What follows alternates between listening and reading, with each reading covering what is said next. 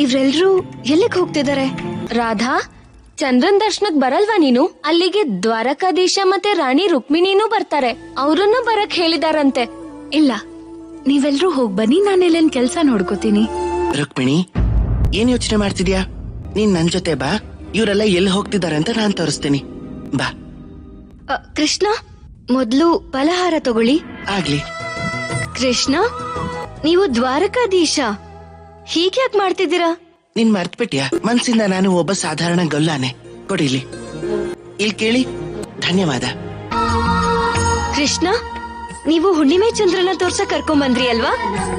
ನನಗೆ ತುಂಬಾ ಆಸೆ ಇತ್ತು, ನಾನ್ ನಿಮ್ ಜೊತೆ ಈ ದೃಶ್ಯ ನೋಡ್ಬೇಕು ಅಂತ. ಈಗ ನೀವು ನನ್ ಪತ್ನಿ ರುಕ್ಮಿಣಿ, ಮತ್ತಿದು ನಮ್ಮ ಮೊದಲನೇ ಹುಣ್ಣಿಮೆ. ನಾವ್ ನೋಡ್ತಿರೋದು ಅದ್ ನನಗ್ ಚೆನ್ನಾಗೇ ಗೊತ್ತಿದೆ. ಆದ್ರೆ ಚಂದ್ರನ್ ಮೇಲೆ ಮೋಡ ಇದೆಯಲ್ಲ? ಇದ್ರೆ ಏನಾಯ್ತು, ಅದು ಹೊರಟೋಗತ್ತೆ. ಹೇ ಚಂದ್ರಮ್ಮ, ಇದೇನು? ಎಲ್ಲಾ ದ್ವಾರಕಾ ಜನ, ಕೃಷ್ಣ ರುಕ್ಮಿಣಿ ಎಲ್ರೂ ನಿಮ್ಮನ್ನ ನೋಡಕ್ ಬಂದಿದ್ದಾರೆ. ಆದ್ರೆ ನೀವ್ ಹೋಗಿ ಮೋಡದ ಹಿಂದೆ ಬಚ್ಚಿಟ್ಕೊಂಡಿದ್ದೀರಾ. ದಯವಿಟ್ಟು ಇವುಗಳನ್ನ ಸರಿಸಿ ಹೊರಗ್ ಬನ್ನಿ.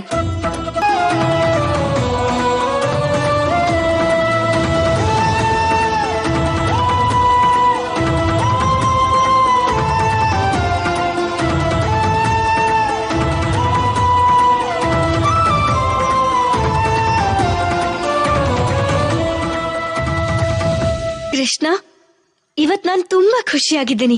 ನಾನು ಕನಸು ಕಂಡಿದ್ದೆ ನಿಮ್ ಜೊತೆ ಈ ಅಲೌಕಿಕ ದೃಶ್ಯ ನೋಡ್ಬೇಕು ಅಂತ. ನಿಜ ಹೇಳ್ಬೇಕು ಅಂದ್ರೆ ನನಗೂ ತುಂಬಾ ಖುಷಿಯಾಗಿದೆ ರುಕ್ಮಿಣಿ. ಈಗ ನೀನು ನನಗೊಂದು ವಿಷಯ ಹೇಳಿದ್ರೆ ಆಗ ನನಗಿನ್ನೂ ಖುಷಿ ಆಗತ್ತೆ. ನಾನೀಗ ನಿನ್ ಕೈಯಾರೆ ಏನೋ ಫಲಹಾರ ತಿಂದೆ, ಆದ್ರೆ ರಾಧಾ ಫಲಹಾರ ತಿಂದಿದ್ದಾಳ ಹೇಳು? ಆದ್ರೆ ನಿಮ್ಗೆ ಹೇಗ್ ಗೊತ್ತು ರಾಧಾನು ಉಪವಾಸ ಮಾಡ್ತಿದ್ದಾಳೆ ಅಂತ? ಈಗ ನಾನು ಉಪವಾಸ ಇದ್ದೀನಿ ಅಂದ್ರೆ ರಾಧಾನು ಖಂಡಿತ ಉಪವಾಸ ಇರ್ತಾಳೆ. ನೀನು ಅವಳನ್ನೇ ಕೇಳ್ ನೋಡು, ಅವಳು ಫಲಹಾರ ತಿಂದ್ಲೋ ಇಲ್ವೋ ಅಂತ. ಹಾ, ನಾನೇ ಸ್ವತಃ ಕೇಳ್ತೀನಿ. ಈಗ ಒಂದ್ ವೇಳೆ ಅವಳು ತಿಂದೇ ಇಲ್ಲ ಅಂದ್ರೆ ನೀನೇನಾದ್ರೂ ಫಲಹಾರ ಕೊಡೋದಕ್ಕೆ ನೀನ್ ಅವಳ ಹತ್ರ ಹೋಗ್ತೀಯ? ನಾನ್ ಹೀಗ್ ಹೇಳ್ದೆ ಅಂತ ನೀನ್ ನನ್ ಸಖಿಗೋಸ್ಕರ ಹಾಗೆ ಮಾಡ್ತೀಯ ರುಕ್ಮಿಣಿ? ಹೇಳು. ಖಂಡಿತ ಮಾಡ್ತೀನಿ. ಕೃಷ್ಣ, ಎಷ್ಟು ಸುಂದರವಾದ ಕ್ಷಣ. ಆದ್ರೆ ರಾಧಾ ಎಲ್ಲಿ? ರಾಧಾ ಮತ್ತೆ ನಾನು ಯಾವಾಗ್ಲೂ ಒಟ್ಟಿಗೆ ಇರ್ತೀವಿ ಅಣ್ಣ. ಈ ಚಂದ್ರನ ಮುಂದೇನೋ ನಾವೀಗ ಜೊತೆಲೇ ಇದೀವಿ. ನನ್ ರಾಧಾ ನನ್ ಜೊತೆ ಇದ್ದಾಳೆ, ಅವಳು ಕೃಷ್ಣ ಅವಳ ಜೊತೆ ಇದ್ದಾನೆ. ನನಗೇನು ಅರ್ಥ ಆಗ್ಲಿಲ್ಲ ಕೃಷ್ಣ. ಪರವಾಗಿಲ್ಲ ಬಿಡು, ಇದು ರುಕ್ಮಿಣಿಗೂ ಅರ್ಥ ಆಗ್ಲಿಲ್ಲ. ಆದ್ರೆ ನನಗ್ ನಂಬಿಕೆ ಇದೆ ಅಣ್ಣ, ರುಕ್ಮಿಣಿಗೆ ಅರ್ಥ ಆಗತ್ತೆ, ಎಲ್ಲ ಅರ್ಥ ಆಗತ್ತೆ. ಆದಷ್ಟು ಬೇಗ ಅವಳಿಗೆ ಅರ್ಥ ಆಗತ್ತೆ. ರುಕ್ಮಿಣಿ, ಇದೆಲ್ಲ ಯಾಕೆ? ಅದು ನೀನ್ ಬೆಳಗ್ಗೆಯಿಂದ ಫಲಹಾರನೂ ಮಾಡಿಲ್ಲ ಅಲ್ವಾ, ಅದಕ್ಕೆ ತಗೊಂಬಂದೆ. ನೋಡಿದ್ಯಾ, ನಾನ್ ನಿನಗ್ ಹೇಳಿದ್ನಲ್ಲ, ನನ್ನನ್ ಯಾರು ತುಂಬಾ ಪ್ರೀತಿಸ್ತಾರೋ ಅವ್ರು ನನ್ನ ನೋಡ್ಕೋತಾರೆ ಅಂತ. ನೋಡು, ಎಷ್ಟು ಪ್ರೀತಿ ಇದೆ ನಿನಗ್ ನನ್ ಮೇಲೆ. ಹಾಲ್ ಬಿಸಿ ಇದೆ, ನಿಧಾನವಾಗಿ ಕುಡಿ. ಹಾ, ನೀನ್ ಚಿಂತೆ ಮಾಡ್ಬೇಡ. ನನಗ್ ಹಸ್ವಾಗ್ತಿದ್ದ ಹಾಗೆ ನಾನು ಇದನ್ನ ತಿಂತೀನಿ, ಜೊತೆ ಕುಡಿತೀನಿ ಕೂಡ. ಧನ್ಯವಾದ. ರಾಧಾ, ನಿನಗೆ ತುಂಬಾ ತುಂಬಾ ಧನ್ಯವಾದ. ನೀನ್ ಏನ್ ಅಡ್ಗೆ ಮಾಡಿದ್ಯೋ ಅದರ ಘಮ ಇಡೀ ಮಹಲ್ ತುಂಬಾ ಹರಡ್ಕೊಂಡಿದೆ. ನಿಜವಾಗ್ಲೂ ನನಗ್ ತುಂಬಾ ಖುಷಿಯಾಗಿದೆ ನಿಮಗ್ ನನ್ನ ಅಡ್ಗೆ ಇಷ್ಟ ಆಯ್ತು ಅಂತ. ಇಲ್ಲ, ಇಷ್ಟ ಅಂತ ಆಗೋದು ಅದನ್ನ ನಾನು ತಿಂದ ಮೇಲೆ, ಇನ್ನು ತಿಂದಿಲ್ಲ, ಈಗಷ್ಟೇ ಅದ್ರ ಘಮ ತಗೊಂಡೆ ಅಷ್ಟೇ. ಅಯ್ಯೋ, ಇದ್ರಲ್ಲಿ ಆಶ್ಚರ್ಯ ಪಡುವಂತದ್ದೇನು ಇಲ್ಲ. ಅವನು ಇದನಲ್ಲ ಕೃಷ್ಣ, ನನ್ನ ಪ್ರತಿ ಕ್ಷಣ ಸತಾಯಿಸಕ್ಕೆ ಅವನು. ಅಯ್ಯೋ, ಇದೇನು, ನೀನು ಫಲಹಾರ ಇನ್ನೂ ತಿಂದೇ ಇಲ್ಲ? ಅದು ರುಕ್ಮಿಣಿ ತಂದಿದ್ಲು ನನ್ಗೋಸ್ಕರ. ತಂದಿದ್ದು ರುಕ್ಮಿಣಿನೇ, ಆದ್ರೆ ಇದನ್ ಕಳ್ಸಿದ್ದು ಕೃಷ್ಣನೇ. ನಿಜವಾಗ್ಲೂ?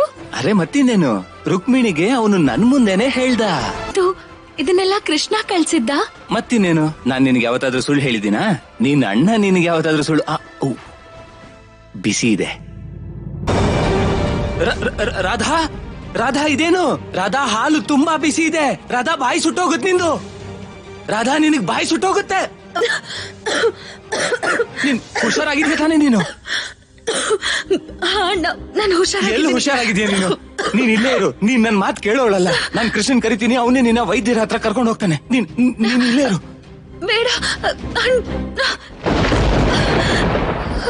ಇಡೀ ರಾತ್ರಿ ದೇವಿ ಪೂಜೆ ಆಗ್ತಿದೆ.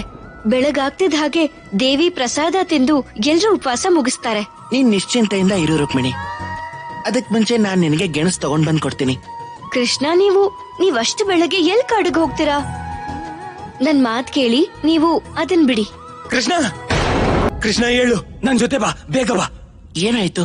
ಕೃಷ್ಣ ರಾಧಾ ವಿಪರೀತ ಬಿಸಿ ಹಾಲನ್ನ ಒಂದೇ ಗುಟ್ಕಲ್ ಕುಡಿದ್ಲು. ಖಂಡಿತ ಅವಳು ಗಂಟ್ಲು ಸುಟ್ಟು ಹೋಗಿರುತ್ತೆ. ಅವಳು ನನಗೆ ಏನಾಗಿಲ್ಲ ಅಂತ ಹೇಳ್ತಿದ್ದಾಳೆ, ಆದ್ರೆ ನನಗೆ ಹಾಗನ್ಸಲ್ಲ. ನೀನು ಬೇಗ ವೈದ್ಯರನ್ನ ಕರ್ಕೊಂಡು ಅವಳ ಹತ್ರ ನಡಿ ಕೃಷ್ಣ, ಬೇಗ ಬಾ. ನಾನ್ ಬರೋದಕ್ಕಾಗಲ್ಲ ಅಣ್ಣ. ರಾಧಾ ಹತ್ರ ರುಕ್ಮಿಣಿ ಹೋಗ್ತಾಳೆ. ಕೃಷ್ಣ, ರಾಧಾ ಗಂಟ್ಲು ಸುಟ್ಟು ಹೋಗಿರೋದು, ಆದ್ರೆ ನೀನ್ ಹೇಳ್ತಿದ್ಯಾ ನೀನ್ ಬರಲ್ಲ ಅಂತ. ಬಲರಾಮಣ್ಣ, ಈಗ ಕೃಷ್ಣ ಬರಲ್ಲ ಅಂತಿದ್ದಾರೆ ಅಂದ್ರೆ ಬಿಡಿ, ಪರವಾಗಿಲ್ಲ. ನೀವ್ ಚಿಂತೆ ಮಾಡ್ಬೇಡಿ. ನಾನು ಪಂಡಿತರನ್ನ ಕರ್ಕೊಂಡು ಬೇಗ ಬರ್ತೀನಿ. ಅವರು ಬೇಗ ಔಷಧಿ ಕೊಟ್ಟು ರಾಧಾನ ಸರಿ ಮಾಡ್ತಾರೆ. ಇದೆಲ್ಲ ಏನ್ ಕೃಷ್ಣ? ಏನಿದೆಲ್ಲ? ನೀನು ಆ ಕೃಷ್ಣ ಅಲ್ವೇ ಅಲ್ಲ. ನಿನಗ್ ಮೊದ್ಲು ನಮ್ ರಾಧಾನೇ ಎಲ್ಲಕ್ಕಿಂತ ಮುಖ್ಯ ಆಗಿದ್ಲು. ಇಲ್ಲಾಂದ್ರೆ ಯಾವ ಫಲಹಾರನ ನೀನೇ ಸ್ವತಃ ಹೋಗಿ ರಾಧಾ ಕೊಡ್ಬೇಕಿತ್ತು, ಅದನ್ನ ನೀನು ರುಕ್ಮಿಣಿ ಕೈಲಿ ಕಳಿಸ್ತಿರ್ಲಿಲ್ಲ. ರಾಧಾಗೆ ಆಗ್ತಿರೋ ನೋವಿನಿಂದ ಸಂಕಟ ಪಟ್ಟು ಯಾರು ತಾನೇ ಓಡ್ ಹೋಡಿ ರಾಧಾ ಹತ್ರ ಹೋಗ್ಬೇಕಿತ್ತು, ಅವನು ರುಕ್ಮಿಣಿನ ಈ ತರ ಕಳಿಸ್ತಿರ್ಲಿಲ್ಲ ಕೃಷ್ಣ. ಒಂದು ಮದುವೆ ಪ್ರೇಮದ ಅರ್ಥನೇ ಬದಲಾಯಿಸ್ತಾ ಕೃಷ್ಣ? ಅಂಥದ್ ಏನ್ ಕಾರಣ ಇದೆ ಇದಕ್ಕೆ ಕೃಷ್ಣ? ಈಗ ಇದಕ್ಕೆ ಒಂದಲ್ಲ 2 ಕಾರಣ ಇದೆ ಅಣ್ಣ. ಮೊದಲನೇ ಕಾರಣ, ಈಗ ರುಕ್ಮಿಣಿ ಯಾವ ಜಾಗಕ್ಕೆ ಹೋಗ್ಬೇಕೋ ಅದಕ್ಕೆ ದಾರಿನೇ ರಾಧಾ. ರಾಧಾನ ಪದೇ ಪದೇ ಭೇಟಿ ಮಾಡಿ ಅವಳ ಜೊತೆ ಸಮಯ ಕಳೆಯೋದು ರುಕ್ಮಿಣಿಗೆ ತುಂಬಾ ಅಗತ್ಯವಾಗಿದೆ. ಮತ್ತೆರಡನೇ ಕಾರಣ? ಅದು ನಿನಗೆ ಸದ್ಯದಲ್ಲೇ ಗೊತ್ತಾಗ್ಬಿಡುತ್ತೆ ಅಣ್ಣ. ರಾಧಾ, ನೀನ್ ಏನ್ ಮಾಡ್ತಿದ್ಯಾ? ನಿನ್ ಗಂಟ್ಲು ಹುಣ್ಣಾಗಿದೆ ಅಂತ ಗೊತ್ತಿದ್ರು ಈ ಹಣ್ಣು ಯಾಕೆ ತಿಂತಿದ್ಯಾ? ಅದು ನೀನಿಷ್ಟ್ ಪ್ರೀತಿಯಿಂದ ಕೊಟ್ಟಿದ್ಯಲ್ಲ, ಅದಕ್ಕೆ. ಈಗ ನೀವು ಇದೆಲ್ಲ ತಿನ್ನಬಾರದು. ಇದರಿಂದ ನಿಮ್ಮ ಗಂಟ್ಲಲ್ಲಿರೋ ಹುಣ್ಣು ತುಂಬಾ ದೊಡ್ಡದಾಗಬಹುದು. ಇಲ್ಲ ವೈದ್ಯರೇ, ನನಗೇನೂ ಆಗಿಲ್ಲ. ನಾನು ಹುಷಾರಾಗಿದ್ದೀನಿ. ರಾಧಾ, ನೀನು ಪಂಡಿತ್ರಿಗೆ ಹೇಳು. ಇವ್ರು ಹೇಳ್ತಿದ್ರು ಈಗ ಈ ಹುಣ್ಣು ಹೆಚ್ಚಾಯ್ತು ಅಂತಂದ್ರೆ ನೀನು ಉಸಿರಾಡೋದಕ್ಕೂ ಕಷ್ಟ ಆಗತ್ತಂತೆ. ಮತ್ತೆ ಹಾಗಾದ್ರೆ ಮೃತ್ಯು ಬರೋ ಸ್ಥಿತಿಗೆ ಹೋಗ್ಬೋದು. ರಾಧಾ, ನೀನ್ ಇವ್ರನ್ನ ನೋಡಕ್ ಬಿಡು. ಪಂಡಿತ್ರೆ, ನೀವ್ ನೋಡಿ. ಅಂತ ಬಾಯಿ ತೆಗೀರಿ. ನಿಮ್ಮ ಗಂಟ್ಲಲ್ಲಂತೂ ವಿಪರೀತ ಭಯಂಕರ ಹುಣ್ಣಾಗಿದೆ. ಇವರಿಗೆ ತಕ್ಷಣ ವೈದ್ಯ ಮಾಡ್ಲಿಲ್ಲ ಅಂದ್ರೆ ಅನರ್ಥ ಆಗಬಹುದು. ಪಂಡಿತ್ರೆ, ನೀವ್ ಬೇಗ ಔಷಧಿ ಸಿದ್ಧ ಮಾಡಿ. ರಾಧಾ ನನ್ ಸಖಿ, ಇವಳಿಗೇನೂ ಆಗ್ಬಾರ್ದು. ರುಕ್ಮಿಣಿ, ನನ್ ಬಗ್ಗೆ ಇಷ್ಟು ಚಿಂತೆ ಮಾಡೋದಕ್ಕೆ ನಿನ್ಗೆ ತುಂಬಾ ತುಂಬಾ ಧನ್ಯವಾದ. ಆದ್ರೆ ನೀನ್ ನನ್ ಒಂದ್ ಮಾತ್ ಕೇಳ್ತೀಯ? ಕೃಷ್ಣನಿಗೇನೋ ಹೇಳ್ಬೇಡ ನನಗೇನೋ ಆಗಿದೆ ಅಂತ. ಇಲ್ಲಾಂದ್ರೆ ಅವನು ಸುಮ್ನೆ ಅಧೀರನಾಗ್ತಾನೆ. ಕೃಷ್ಣಂಗೆ ಬಲರಾಮಣ್ಣ ಸ್ವಲ್ಪ ಹೇಳಿದ್ದಾರೆ, ಆದ್ರೆ ಅವರು ಗಾಬ್ರಿನೂ ಆಗಿಲ್ಲ, ಅಧೀರನೂ ಆಗಿಲ್ಲ. ಬದ್ಲಿಗೆ ಅವ್ರು ಹೇಳಿದ್ಮೇಲೆ ನಾನು ಇಲ್ಲಿಗೆ ಬಂದಿದ್ದು. ಅದಕ್ಕೆ ನೀನು ಕೃಷ್ಣನ್ ಚಿಂತೆ ಬಿಡು, ಮತ್ತೆ ನಿನ್ ಆರೋಗ್ಯ ನೋಡ್ಕೋ ರಾಧಾ. ಆದ್ರೂ ನೀನು ಪೂರ್ಣ ಸ್ಥಿತಿ ಹೇಳ್ಬೇಡ. ಅವನಿಗೆ ಎಷ್ಟು ಗೊತ್ತಿದ್ಯೋ ಅಷ್ಟೇ ಸಾಕು. ಅವನಿಗೆ ನನ್ನಿಂದಾಗಿ ನನ್ನ ಕೃಷ್ಣನಿಗೆ ಯಾವುದೇ ರೀತಿ ಚಿಂತೆ ಆಗ್ಬಾರ್ದು, ಅಷ್ಟೇ ಸಾಕು ನನಗೆ. ನನ್ ಕೃಷ್ಣ? ರಾಧಾ, ನೀನ್ ಹೀಗ್ಯಾಕೆ ಹೇಳ್ತಿದ್ಯಾ? ಕೃಷ್ಣ ಎಲ್ರಿಗೂ ಸೇರಿದವನು ರುಕ್ಮಿಣಿ. ವಿಶಾಲ ಅಸ್ತಿತ್ವ ಒಂದು. ಪ್ರತಿಯೊಬ್ಬ ಗೋಪಿಕೆಗೂ, ನನಗೂ, ಹಾಗೆ ನಿನಗೂ ಕೂಡ. ನನಗ್ ಗೊತ್ತಿರೋದ್ ಏನು ಅಂದ್ರೆ, ನಾನು ಕೃಷ್ಣನ ಪತ್ನಿ. ನೀನ್ ಇದನ್ನೆಲ್ಲ ಬಿಡು, ಮತ್ತೆ ಸ್ವಲ್ಪ ಹೊತ್ತು ವಿಶ್ರಾಂತಿ ತಗೋ. ರಾಧಾ ಹೇಗಿದ್ದಾಳೀಗ? ರಾಧಾ ಕೃಷ್ಣಂಗೆ ಹೇಳ್ಬೇಡ ಅಂದಿದ್ದಾಳೆ, ಆದ್ರೆ ನಂಗೆ ನಂಬಿಕೆ ಇದೆ. ಈಗ ನಾನು ಹೇಳಿದ್ರು ಕೂಡ ಕೃಷ್ಣಂಗೆ ಚಿಂತೆ ಆಗಲ್ಲ. ಕೃಷ್ಣ, ರಾಧಾಗೆ ಗಂಟ್ಲಲ್ಲಿ ತುಂಬಾ ಭಯಂಕರವಾದ ಹುಣ್ಣಾಗಿದೆ. ಏನಾಯ್ತು ಕೃಷ್ಣ? ಅದು ಏನಾಗಿಲ್ಲ, ಬಾ ಕೂತ್ಕೋ. ಏನಾಗಿಲ್ಲ ಅಂದ್ರೆ ತೋರ್ಸಿ. ನಿಮ್ ಬಾಯಿ ತೆಗಿರಿ ನೀವು. ಅಲ್ಲ ರುಕ್ಮಿಣಿ. ಕೃಷ್ಣ, ಬಾಯಿ ತೆಗಿರಿ. ದೇವರ ದಯೆಯಿಂದ ನಿಮ್ ಬಾಯಲ್ಲಿ ಹುಣ್ಣಾಗಿಲ್ಲ, ನಿಮ್ಗೇನೂ ಆಗಿಲ್ಲ. ನಾನು ನಿಂಗೆ ಹೇಳಿದ್ನಲ್ಲ. ಸರಿ ರುಕ್ಮಿಣಿ, ಈಗ ನನಗೆ ಸ್ವಲ್ಪ ವಿಶ್ರಾಂತಿ ಬೇಕು. ಅದಾದ್ಮೇಲೆ ಬೆಳಗ್ಗೆ ಎದ್ದು ನಾನು ನಿನಗೆ ಗೆಣಸ್ ತಂದು ಕೊಡ್ಬೇಕಲ್ವಾ? ಇಲ್ಲ ಕೃಷ್ಣ, ನಾನ್ ಸುಮ್ನೆ ಹೇಳ್ದೆ ಅಷ್ಟೇ. ನನಗೆ ಸಿಹಿ ಗೆಣಸು ಬೇಡ ಬಿಡಿ. ಈಗ ನೀವ್ ವಿಶ್ರಾಂತಿ ತಗೊಳ್ಳಿ, ಸರಿನಾ?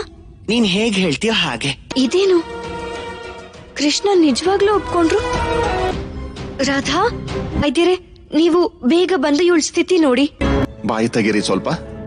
ಅಯ್ಯೋ ದೇವ್ರೆ, ಇವರ ಹುಣ್ಣಂತೂ ತುಂಬಾ ಜಾಸ್ತಿನೇ ಆಗಿ ಹೋಗಿದೆ. ಬಹುಶಃ ಇವರಿಗೆ ರಾತ್ರಿ ನಿದ್ದೆನೂ ಬಂದಿಲ್ಲ ಅಂತ ಅನ್ಸುತ್ತೆ. ಹೌದು, ಅದು ನೋವು ಸ್ವಲ್ಪ ಜಾಸ್ತಿ ಆಗಿತ್ತು, ಅದಕ್ಕೆ ನೆನ್ನೆ ರಾತ್ರಿ ಮಲ್ಗೋಕಾಗ್ಲಿಲ್ಲ. ಕೃಷ್ಣ, ನೀವಿನ್ನೂ ಮಲ್ಗಿಲ್ವಾ? ನನಗೇನು ಆಗಿಲ್ಲ, ನೀನ್ ನಿದ್ದೆ ಮಾಡು. ಇದೇಗ್ ಸಾಧ್ಯ?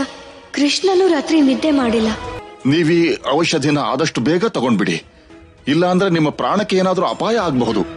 ನಾನೇನು ಹೊರಡ್ತೀನಿ. ರುಕ್ಮಿಣಿ, ಬೆಳಕ್ ಹರಿದಿದೆ. ನಿನ್ನ ಉಪವಾಸನ್ ಮುರಿದ್ಯಾ? ಹಾಗಾದ್ರೆ ಬೇಗ ಹೋಗು.